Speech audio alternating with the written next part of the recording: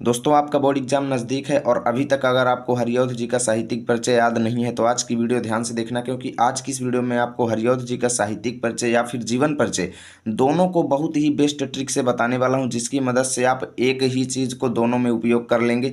नहीं, वही चीज़ आपके साहित्यिक परिचय में काम आएगी और वही चीज़ आपके जीवन परिचय में भी काम आ जाएगी। यानी दोनों में से कोई भी चीज़ पूछेगा तो आप आसान तरीके से लिख लेंगे। प्लस मैं आपको एक भी चीज़ रटाऊंगा नहीं, बहुत ही सिंपल तरीके से आपको बताऊंगा कैसे बोर्ड एग्जाम में आपको इनका साहित्यिक परिचय या फिर जीवन परिचय लिखना है। तो यहाँ पे दिखिएगा दोस्तों, मैंने यहाँ पर ये जो है 4-5 बेसिक चीज़ें मैंने लिख रखी हैं इनके बारे में। आप में से काफ़ी ज़्यादा स्टूडेंट ऐसे होंगे जिनको ये चीज़ें याद हैं, काफ़ी ज़्यादा ऐसे हैं जिनको भाई ये भी याद नहीं है। तो जिनको ये भी याद नहीं है वो वीडियो अंत तक देखना, और जिनको याद है तो उनके लिए तो अच्छी ही बात है, ठीक है ना। अब इन्हीं चीज़ों से हम बनाएंगे साहित्यिक परिचय या फिर जीवन परिचय। कैसे बनाएंगे चलो देखते हैं। देखिए, मैं आपको बता दूं, आपसे बोर्ड एग्जाम में साहित्यिक परिचय पूछे या फिर जीवन परिचय पूछे, आपकी पहली हेडिंग हमेशा रहेगी जीवन परिचय। ध्यान देना, पहली हेडिंग आपकी हमेशा रहेगी जीवन परिचय। इतना तो आपको ये हेडिंग डालना ही डालना है, ओके।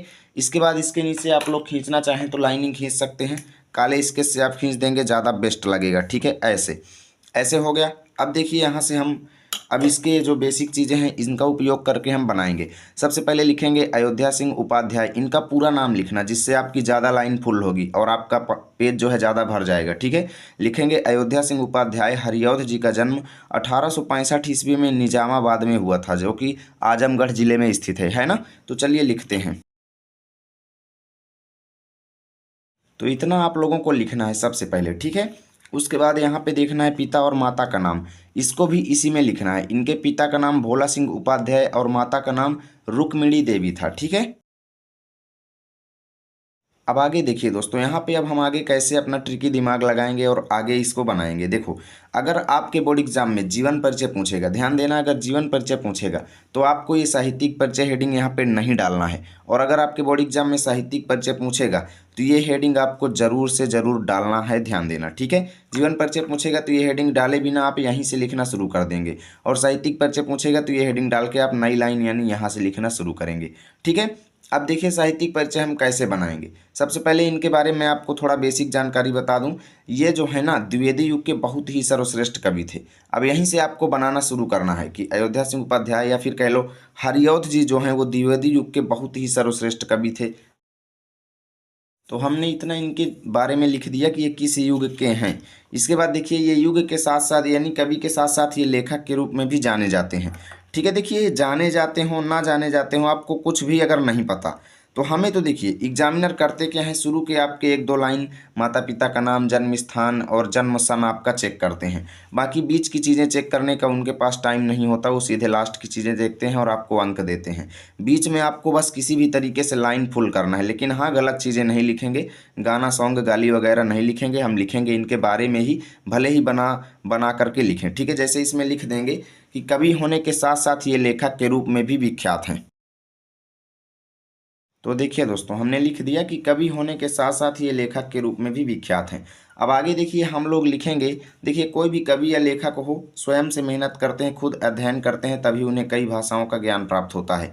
तो यहाँ पे लिखेंगे कि इन्होंने स्वाध्याय से ही अलग अलग भाषाओं का बहुत ही अच्छा ज्ञान प्राप्त किया। अब इसके बाद हम क्या लिख सकते हैं कि इन्होंने अधिकतम रचनाएं जो हैं खड़ी बोली में लिखी है, ठीक है ना। तो ऐसे हमने लिख दिया, ठीक है। और आगे इनके भाषा देखिए, भाषा शैली एवं अन्य इनके बारे में बेसिक बेसिक चीज़ें जो हैं इनके काव्य में पाई जाती हैं। रस छंद के बारे में बता देंगे, ठीक है ना। बेसिक बेसिक चीज़ें, आपको कुछ भी नहीं पता रस छंद इनके में कैसा है क्या है, तो बस आपको कुछ नहीं करना, थोड़ा बहुत ऐड करना है अपने हिसाब से, ठीक है। बेसिक चीज़ें जैसे हमने लिख दिया कि, और आगे बना करके लिख सकते हैं कि इनकी भाषा समझने के हेतु या समझने के लिए बहुत ही सरल और मधुर थी, या कह लो सरल और अत्यंत बोधगम्य थी, ठीक है ना। तो ऐसे ही बनाना है, चलो लिखते हैं। ये हमने लिख दिया, ठीक है। इनकी भाषा पाठक को समझने के लिए अत्यंत सरल है। आगे हम इसमें ये लिख सकते हैं कि इन्होंने अपनी रचनाओं में प्रकृति का बहुत ही सुंदर चित्रण किया है, यानी प्राकृतिक वातावरण का बहुत ही ज़्यादा चित्रण किया है, ठीक है। चलो लिखते हैं, ओके। इस तरीके से हमने लिख दिया कि इन्होंने अपनी रचनाओं में प्राकृतिक वातावरण का सजीव चित्रण किया है। देख सकते हो हम कितना ज़्यादा लिख लिए हैं। और एक भी चीज़ अगर आपको रटना पड़ा हो तो बताइए।